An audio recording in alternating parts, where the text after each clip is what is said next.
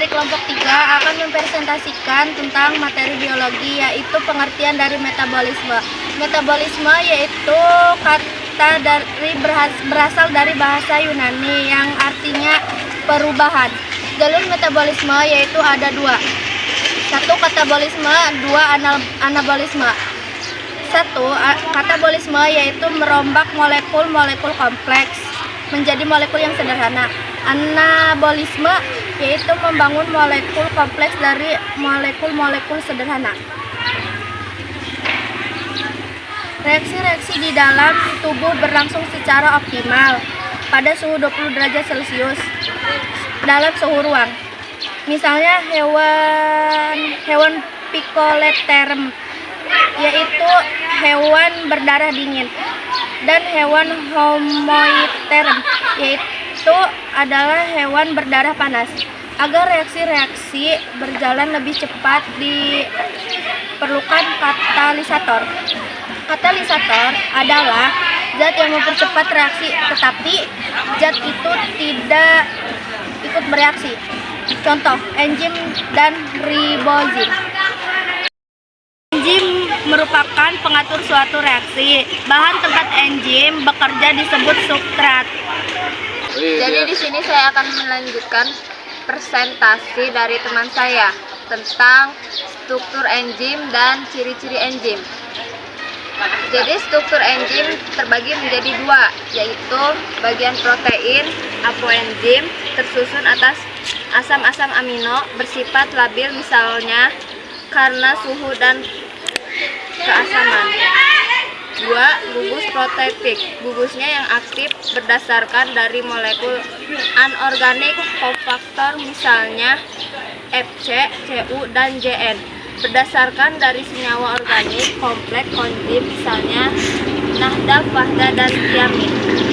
Ciri enzim terbagi menjadi 8, yaitu biokatalisator, protein, bekerja secara khusus, dapat digunakan berulang kali, rusak oleh panas, tidak ikut beraksi, bekerja dapat baik. Kerjaannya dipengaruhi faktor lingkungan, misalnya suhu, pH, inhibitor, dan aktivator. Oke, baik. Di sini saya akan melanjutkan presentasi dari teman saya. Saya akan menjelaskan sifat-sifat enzim. Gambarnya dan penjelasannya akan saya terangkan. Silakan kalian simak dan pelajari baik-baik. Sifat-sifat enzim. 1. Sebagai biokatalisator untuk mempercepat terjadinya reaksi kimia dengan menurunkan energi aktivitas reaksi tersebut. 2. Dipengaruhi oleh perubahan suhu, kesamaan pH, dan zat inhibitor. 3. Bekerja spesifik pada suatu reaksi kimia, misalnya enzim vitalin hanya mampu memecah amonium sebagai disakirda. 4. Tidak berperan, tidak bolak-balik. Artinya, jika enzim bekerja menguraikan suatu substrat, maka tidak dapat menyusun substrat kembali. 5. Bersifat bolak-balik. Artinya, enzim akan memiliki sifat struktur semula apabila proses reaksi telah selesai. 6. Bekerja secara cepat karena hanya berfungsi untuk menurunkan energi aktivitas pada awal reaksi kimia. Jadi di sini saya akan melanjutkan pembahasan dari kegatan. Saya akan membahas tentang penamaan enzim. Enzim ini kan diberi nama sesuai dengan substratnya dan diberi akhiran C. Contohnya kayak enzim selulase yang menguraikan selulosa. Yang kedua, enzim lipase yang menguraikan lipid atau lemak. Terus yang kedua, cara kerja enzim. Enzim itu kan dibagi menjadi dua cara kerjanya. Yang pertama itu teori gembok, anak kunci, atau lock and key. Nah, sisi aktif enzim bersifat fleksibel dan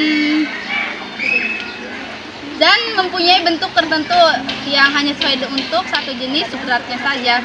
Yang kedua itu teori induction field atau sisi aktif enzim yang bersifat fleksibel dalam menyesuaikan struktur sesuai dengan struktur substrat. Terus yang ketiga itu pusat aktif enzim. Nah, pusat aktif enzim itu ada 4. Yang pertama enzim mitokondria menghasilkan energi. Yang kedua itu enzim ribosom sintesis protein. Yang ketiga enzim mikrosom, biosintesis protein. Yang keempat, enzim lisosom, pemecahan berbagai bahan yang tidak diperlukan oleh tubuh. Baik, di sini saya akan membacakan presentasi dari teman saya, yaitu teori cara kerja enzim. Teori cara kerja enzim terbagi menjadi dua, yaitu teori gembok anak kunci dan teori induktif. Inhibitor adalah zat yang dapat menghambat kerja enzim. Dibedakan berdasarkan sifatnya. Inhibitor reversibel, yaitu tidak berikatan kuat dengan enzim. Macamnya inhibitor kompetitif, menempati sisi aktif enzim sehingga substrat tidak dapat masuk. 2. Inhibitor non kompetitif, tidak mirip dengan substrat dan berikatan pada sisi selain sisi aktif. Jadi di sini saya akan melanjutkan presentasi dari teman saya tadi, di mana tadi teman saya menjelaskan bahwa inhibitor berdasarkan sifatnya yaitu inhibitor reversibel.